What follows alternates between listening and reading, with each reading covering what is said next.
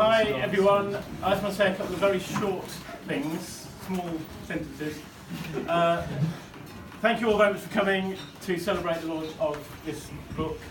I was going to say I'm one of the few people so far to have read this, but there's quite a few in this room who've had the chance to read it, and we would all, I think, agree it's a brilliant story, beautifully told.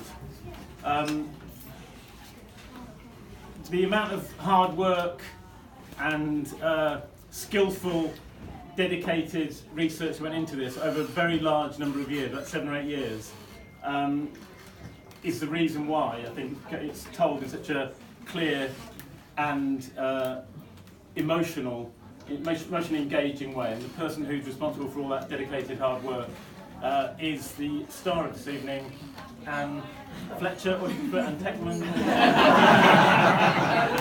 Depends who she's out with.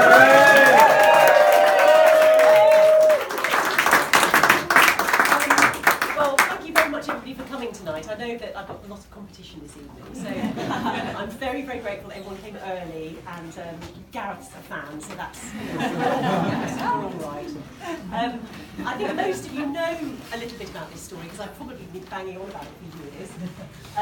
But this is the story of Joseph Hobson Jagger, who is my great-great-great uncle, who grew up in Bradford and worked in the mills as a child, and was the last of 7 generations of my family who worked in the wool industry in Bradford. But the first of the generation to go into the mills and the factories. And that proved very, very important, as did growing up in Bradford at that time. So he grew up during the Industrial Revolution, at a time when Bradford was one of the greatest cities in the world. And he saw how you could change your fortunes by hard work and skill. And I'm not going to ruin the story by telling you, but by growing up, his experience in the mills and his experience of Victorian Bradford meant he could go on and break the bank at Monte Carlo. And I won't tell you why he wanted to or how he did it, because you should read the book. But this story was told to me as a child by my dad, who can't be here tonight, but my mum is here.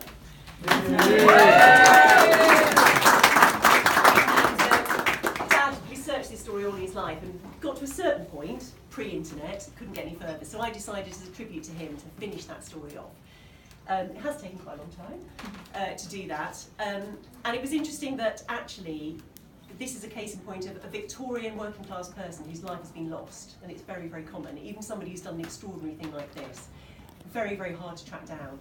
And my new friend Robin actually doubted that Joseph existed. Robin wrote a book about Charles Wells, one of the other great bank breakers, and in it said, and I don't think Joseph Hobson Jagger existed, and that was the start of our friendship. And I absolutely understood why, because there's no evidence. It's looked absolutely crazy. And so Robin, thank you. Robin's actually done the index to my book, and I'm very grateful for that. We've become good friends. I want to thank also very much Amberley, so Jonathan, who commissioned the book. And I'm really, really grateful, Jonathan, that you saw the potential in it that I hoped somebody would see. I'm really grateful, and I love the way it's turned out. And Hazel, who's worked tirelessly to get publicity for it. I'm allowed to say, aren't I? Yeah. So the Daily Mail has bought serialisation rights.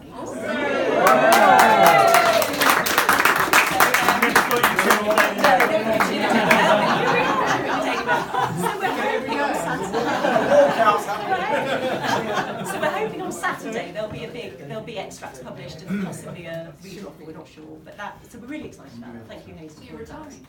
That much. And there's just a few people I'd like to thank while everyone's here, because everyone's has been really wonderful over the last few years, but in particular I would like to thank Mary and Jenny, who we were at university together, we read history together, we met at a reunion 8 years ago, realised we were all writing books, and we've met every 3 or 4 months ever since.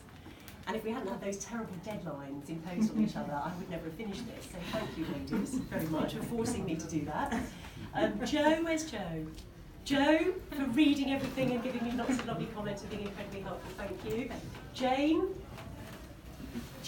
who came with me to Bradford and then got to go to Monte Carlo as well. Oh. So thank you. So Brian, who's had to hear me bang on about this for quite a long time on the Scottish Plot every Thursday, quite literally. The frustrations of the thing went up and down. My brother David is here, he's the only other relative, apart from James and Matthew. We are the only 4 descendants of this guy in this room, which is probably quite important. And finally, John, who obviously it's very nice to have a partner who you know you can turn around and say, I think I ought to go to Monte Carlo now. And they say,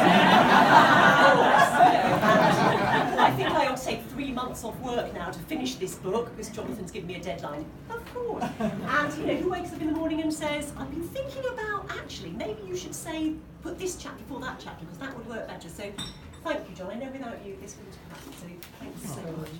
So thank you everybody.